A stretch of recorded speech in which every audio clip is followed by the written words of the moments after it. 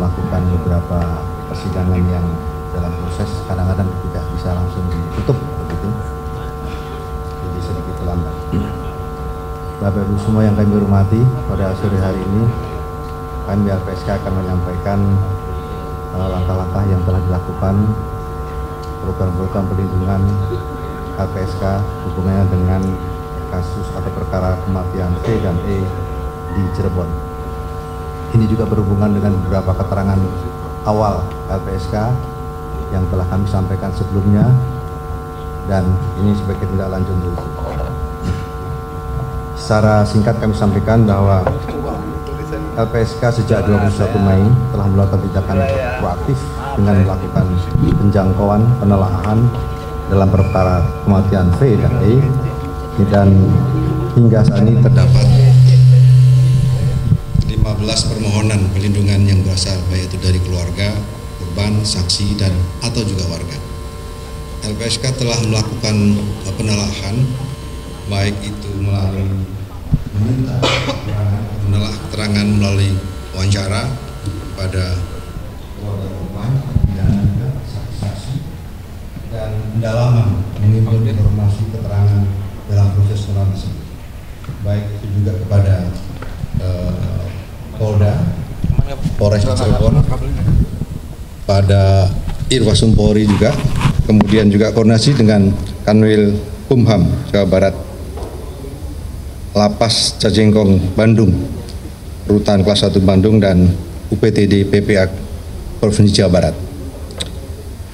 LPSK juga menelaah dokumen-dokumen lain, apakah itu salinan putusan, BAP, dokumen lain yang terkait dengan itu untuk mendapatkan dan mendukung keputusan LPSK. Dan dalam hubungan tersebut di atas kami sampaikan pada kesempatan ini bahwa pertama, LPSK memutuskan permohonan perlindungan yang sudah kita lakukan sebenarnya minggu lalu, sudah beberapa kita putus, dan hari ini juga ada kita yang putus. Pertama adalah menerima permohonan perlindungan dari keluarga V, 5 orang, apakah itu inisial WO, MR, SA, SK maupun SL, berupa program bantuan rehabilitasi psikologis, dan ini juga kita kerjasamakan dengan Pemprov DP3 AKB Provinsi Jawa Barat melalui UPTD PPA Provinsi Jawa Barat. Kemudian LPSK menolak permohonan 7 orang AR, SU, PS, MK, RU, TM, dan FR dengan pertimbangan karena tidak memenuhi syarat perlindungan yang dimaratkan dalam pasal 28 ayat 1 Undang-Undang 31 2014. Para pemohon dalam memberikan keterangan informasi juga ada beberapa yang tidak konsisten, berubah-ubah. Ada juga yang bersifat normatif dan cenderung menutupi informasi yang berkaitan dengan suatu peristiwa. Kemudian LPSK juga menolak permohonan LA dan SD dengan pertimbangan ketiadaan proses hukum saat ini. Rekan-rekan kemarin juga sudah mengikuti bagaimana putusan dalam rangka pra-peradilan, karena permohonan pra-peradilan juga pra-peradilan tersangka P, S telah dinyatakan oleh PN Bandung, dan tentu dalam hal terdapat pemeriksaan kembali sebagai saksi dalam proses peradilan, LA maupun SD dapat mengajukan kembali permohonan ke LPSK untuk didalami lebih lanjut.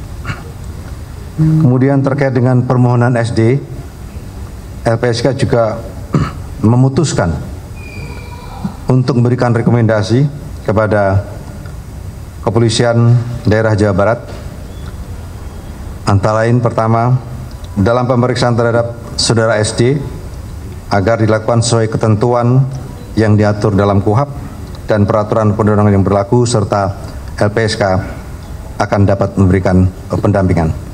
Yang kedua, memastikan keselamatan dan keamanan terhadap saudara SD menjamin dalam memberikan keterangan tanpa tekanan serta bebas dari pertanyaan menjerat. LPSK juga akan merekomendasikan kepada Menteri Hukum dan HAM, selaku Dirjen Pemasyarakatan, untuk dapat menempatkan kembali saudara SD sebagai warga binaan di lembaga pemasyarakatan, menjamin keselamatan dan keamanan dan menjalankan masa pidana dan pembinaan di lembaga pemasyarakatan sesuai dengan putusan pidana yang telah berkekuatan tetap serta menjamin hak-haknya. Kemudian LPSK juga mendukung apabila saudara SD dalam hal menempuh upaya hukum luar biasa atau peninjauan kembali kepada Mahkamah Agung.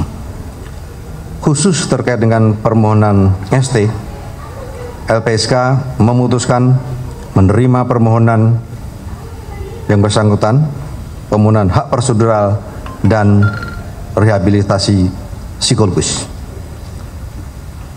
Selain itu juga berdasarkan penelaahan yang dilakukan oleh LPSK, terdapat beberapa temuan-temuan atau kejanggalan, antara lain adanya kejanggalan ketentuan KUHP dalam proses penyidikan yang telah dilakukan, dan adanya berdasarkan keterangan para pihak ada indikasi dugaan penganiayaan dan atau penyiksaan atau perlakuan yang tidak seharusnya yang terjadi pada tahun 2016.